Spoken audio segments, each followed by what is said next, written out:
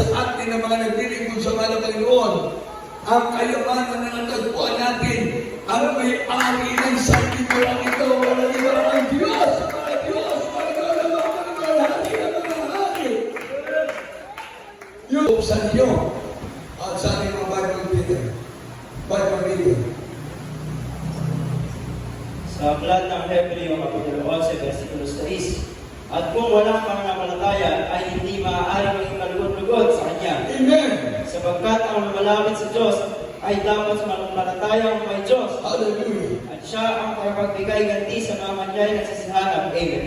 Hindi mo mga kapuan, kung hinahanap ng Diyos, nandito ang mahal na Panginoon Jesus. Amen! Sa mga naghahanap sa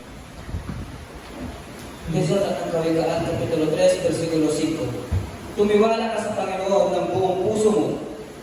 Kanyang ituturo ang inyong... Minsan at ang Kawikaan, Kapitulo 3, versikulo 5. Tumiwala ka sa Panginoon ng buong puso mo. At huwag kang manalig sa iyong sariling kaunawaan. Amen. Hallelujah!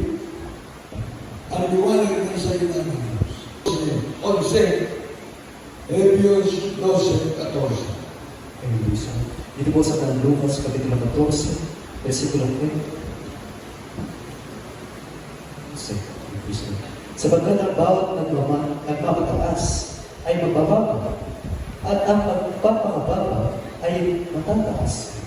Amen! Everybody say praise the Lord! Ang nagpapakababa ay itataas. Ang nagmamataas, lalong babagsak. Kaya talagang ang salita ng Diyos ay totoo. Siya ang ating gabay sa ating buhay. Amen! Everybody say praise the Lord.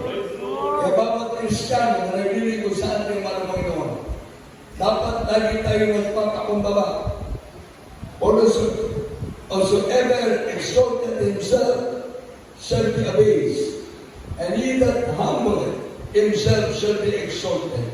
Sapagkat ang bawat nagmamataas ay mabababa, at ang nagpapakababa ay matataas. Everybody say praise the Lord. Yan sa paglilingkod natin sa ating mahal na Panginoon. Kung ano ang ating magiging tungkulin ngayon sa gawain ng mahal na Panginoon.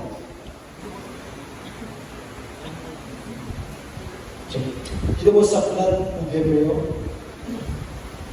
12:14. Sundin ninyo ang kapayapaan sa lahat ng mga tao, at ang pagpapabangal na kung wala ito'y sino mang ay di makakakita sa Panginoon. Amen. Everybody say praise the Lord. Follow peace with all men and holiness, without which is no man shall see the Lord. Yan sa ating naglilingkod sa mahal na Panginoon. Pinapangalan ng ating parents in the Lord ang kabanalan. Without peace and holiness, no one can see the Lord. Hindi mo wala makikita ang Diyos. Kapag ikaw ay walang kabanalan.